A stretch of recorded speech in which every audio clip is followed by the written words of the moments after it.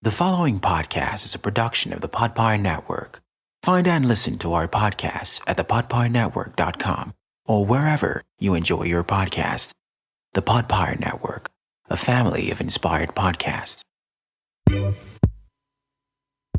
I can honestly say I've never in my life dated a girl that I've never met. And that means like no blind dates, no cyber relationships, and I've been married for 20 years, over 20 years. But even before that, I just never thought enough to date a person because they sounded good over the phone or they look good on a computer. I'm just saying, maybe I'm a little different because I know that's the new thing, the new age or whatever. If I wasn't married, would I be cyber dating? Probably not. But if it works for you, I love it. Good morning, good afternoon, and good evening. You are now rocking with Jay Riggins, your host, and this is the Unapologetic Relationship Podcast, brought to you by the great folks at the Podpire Network. In this week's episode, of course, we'll be talking about that cyber love, and we'll get deep into it as soon as we pay some bills. You dig?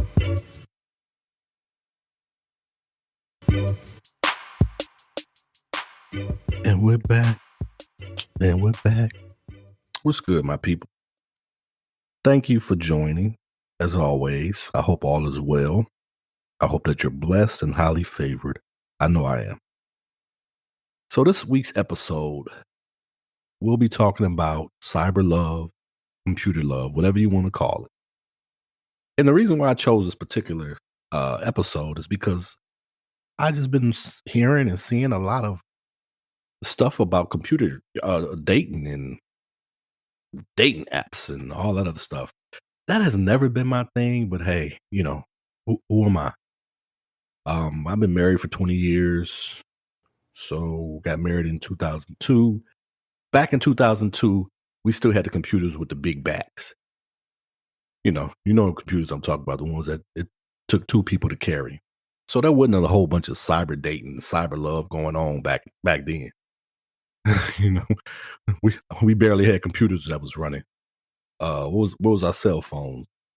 A Nokia. So y'all millennials never even heard of a Nokia. So technology wasn't great back then. So of course there was no cyber love for me. But even if I'll take my wild days in the late 90s, early 90s, mid 90s. When I was wild and single, would I have been computer dating? Like folks are now, it's normal. Probably not. Like I have never been my thing because I want to know what I'm getting. I'm a Sagittarius. I don't have time for the games. I don't have time for the, you telling me one thing and then, you look like Janet Jackson and we meet up and like, Smokey say you look like Freddie Jackson. And there's somebody for everybody. So I'm just not, I'm just being funny. There's somebody for everybody. Just not for me, but, for everybody. Anyway, a lot of people pretend that's their pretending moment. That's the moment that they hide behind the microphones and the computers and all of that stuff. It's easy that way. It just seems like today it's the old-fashioned way is a lot less popular. I'll just put it like that. Meeting somebody, at I don't care if it's a bar, a restaurant, whatever. It just seemed like that's a lot less popular. Like you have to meet them on the computer. You have to talk through the computer. They have to talk for months on a computer, on a phone. And before you even meet these people, like today's society just seems like the old-fashioned way is garbage. You know what I'm saying? I'm just gonna be honest. The old-fashioned way of meeting somebody and and seeing what they look like and looking them eye to eye is just not popular anymore. It's just not happening. And because of that, there's a lot of people that get let down. Let's be honest. There are some people that's been married for years, 20 years, 10 years, whatever, from cyber dating, from dating apps. And that's all well and good. It's a lot of people out there that's still been married or still in a relationship, where there's also a lot of people who didn't make it. You know what I'm saying? Because this is the other person was saying, the guy was saying he's a CEO of a company and he got a six pack because he run 5 miles every day and he's 5'10" and he weighs 175. And you meet him and ain't none of this true. But by that time, he has built up such a um desire from, you know what I mean? Like, y'all been talking so much, you know about his mama. He didn't talked about, you know what I'm saying, your kids, whatever. Y'all done built up this facade. So it's hard to let that go once you actually meet this person. You're like, no, he doesn't look like he described. Yeah, he ain't got no teeth in his mouth. He ain't got no job. But our conversations were the bomb. Our conversations was popping. So I'm gonna give it a little. I'm gonna give it an A for effort. I'm gonna try to make it work. And this is not the person that you even want to be with. This person has nothing, none of the qualifications that you want. You see what I'm saying? And I'm not just going to talk about the negative parts of cyber dating. There's some good stuff out there. You know, we'll get to that. But the negative of cyber dating is because people can hide behind an image. Well, a lot of images that they see on TV, a lot of images that we see in society. Lies. Just be simple. Lies. Instead of being straight up, instead of meeting somebody face to face, looking them in the eye, and you're 5'4", you know what I'm saying? It's cool. That person doesn't want you because you're 5'4", then you move on and you go to the next date. But you don't have to. You shouldn't have to lie on a computer and say you're 5'10" and you weigh 175, but when you're really 5'4" and weigh 240, that's just not for grown people. I'll put it like this: if you're over 25, that's grown, right? Under 25, you're still a kid to me. Over 25, you're grown enough to make right decisions and better decisions as far as with relationships. And I know it's a lot going on. I know the working class is working harder than ever. I get it. A lot of people don't have time for face to face, but you probably want to make time. I'm just saying. And I'm not saying that cyber dating, computer love don't work. Because like I said, there's people that's still married to this day. So it does work. But I'll say there's probably more cons than pro. Right? And I had so I kind of contradicted myself because I did have one encounter in the military where I was TDY and a girl called the wrong number, the wrong room. And, you know, let's say whatever she was looking for, Julio, whatever. Okay, this ain't Julio. Hung the phone up. Two minutes later, she called, same girl called back. I just love your voice. You know, blah, blah, blah.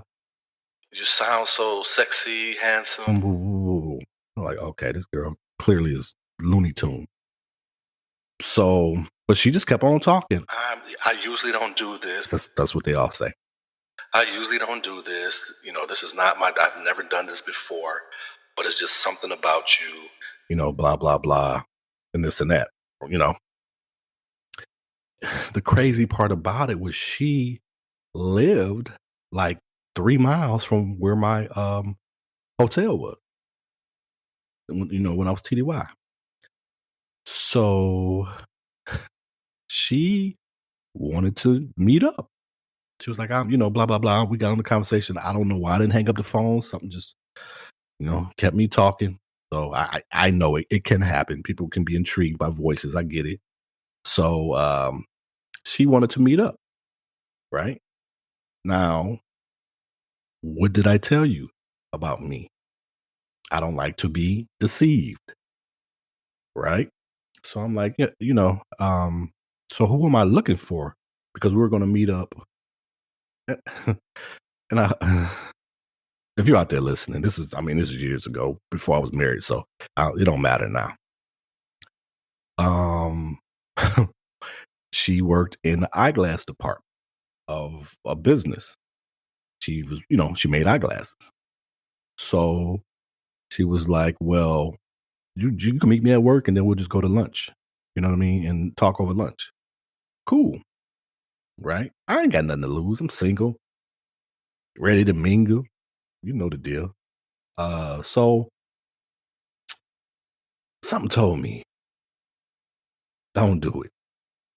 But when I asked her, so who am I looking for?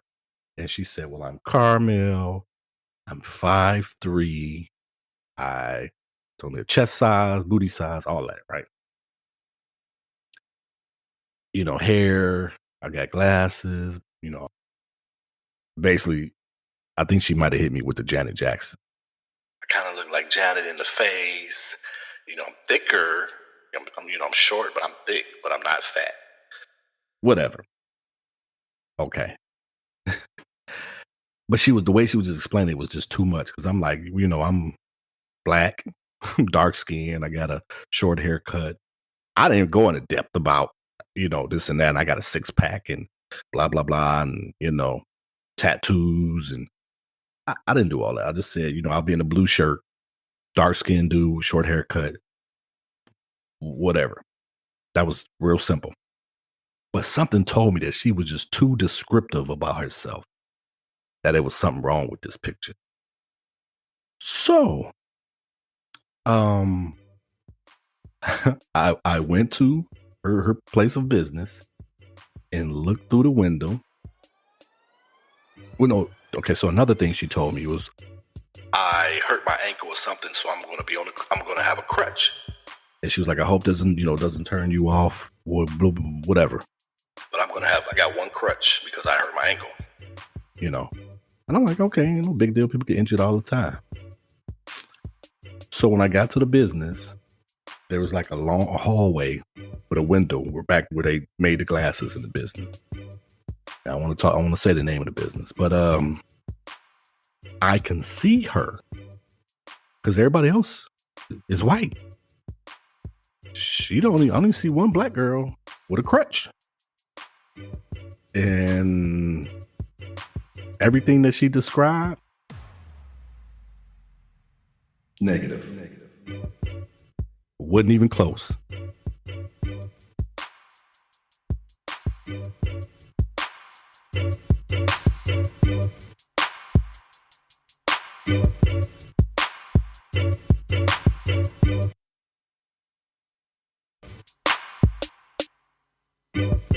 So I knew it was her because, like I said, she described everything that she would have on and, this and that.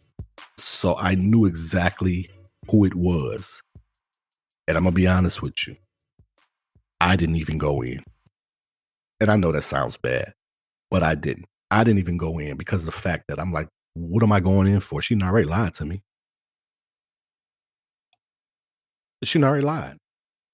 What I'm going to go in and she's going to be like, well, you don't know me. You called the wrong number, which was already crazy. So I'm taking this date on a whim, assuming that you're not a psychopath.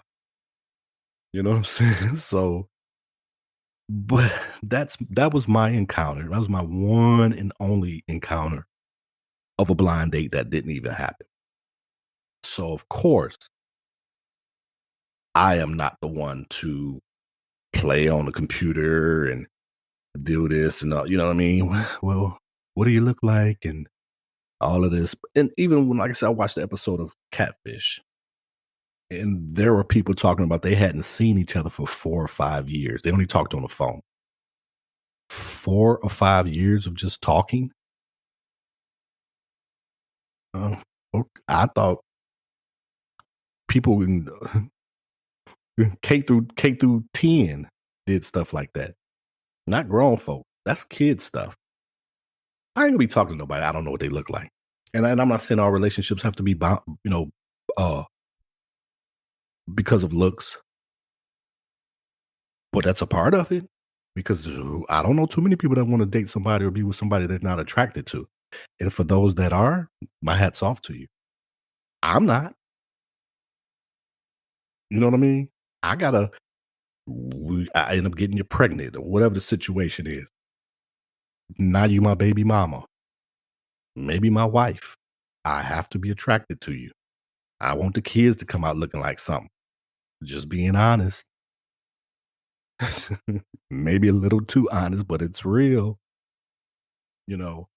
So that's my take on cyber dating, computer love, what have it. Because I, I get it that people are busy. I'm not gonna say too busy because nobody's too busy.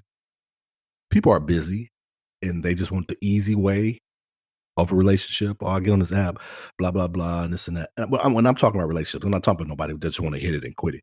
Because those who want to hit it and quit it, they're getting exactly what they want and what they ask for. That goes on every day. It's 1,000 apps when you can just boom, boom, bang. I'm talking about relationship. If you're looking for a relationship, a long-term relationship, you might want to see the person first. You might not want to just talk on the phone for 4 or 5 years. Even if you talk on the phone for 4 or 5 years and you haven't been around this person, you haven't lived with this person, you haven't slept with this person, you know what I'm saying? And I'm not advocating people sleeping before marriage, whatever. I'm not the judge or the jury, but I can tell you this. I don't know too many people that drive cars or buy cars without test driving them. And like I said, I'm not advocating sex before marriage, but I'm gonna tell you like this, you know, all that phone talking and not seeing the person. That's what I'm saying. I'm not even like I said, not advocating sex before marriage. Trust me, but not even seeing the person. Come on now, you gonna buy a car without even seeing it? Who does that? You gonna buy a house without even seeing it because you heard about it? You heard that it was nice. You talked to this person. This person seemed nice, but you don't know the ins and outs. You don't know if they chew with their mouth open and snore and pick their toenails and all these other bad habits that people have. Annoying habits, smoke, might be a pyromaniac. He can start fires. I don't know. Like to cuss out kids. Of course, these people are not going to do everything over the phone. They're not going to do everything when you hang up. You hang up. That person is going to be on their best behavior. But don't be fooled. That's all I'm saying. To anybody, those that's been married for years because of cyber love, congratulations. Those that's been in relationships for years because of cyber love, congratulations. But that's not for everybody. Don't you believe it?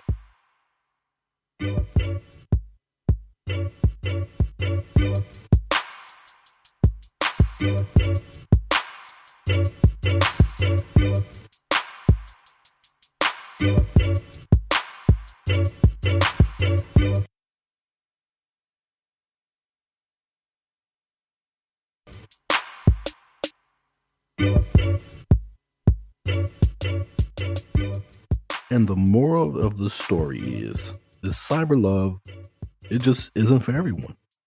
Some of us need to lay eyes on some folk. Everyone can't find a soulmate through an Android or iPhone or through a laptop because people do lie. We do know that. Not only that, people do have hangups that you might not be able to sweep under the rug. You won't know it until you see a person more than once. So I'm not a big fan of cyber love, but even a broke clock is right twice a day. And this has been the Unapologetic Relationship Podcast with your host, Jay Riggins, brought to you by the great folks at the Podpire Network. And you can catch these fiery episodes every other Saturday, everywhere you get your podcasts. And don't forget to pick up my book, What a Man Really Wants to Say About Relationships, Revised and Unapologetic, on Amazon, Barnes & Noble, and my website. And the links will be in the show notes below. So until next time, stay safe and remember to be unapologetically you.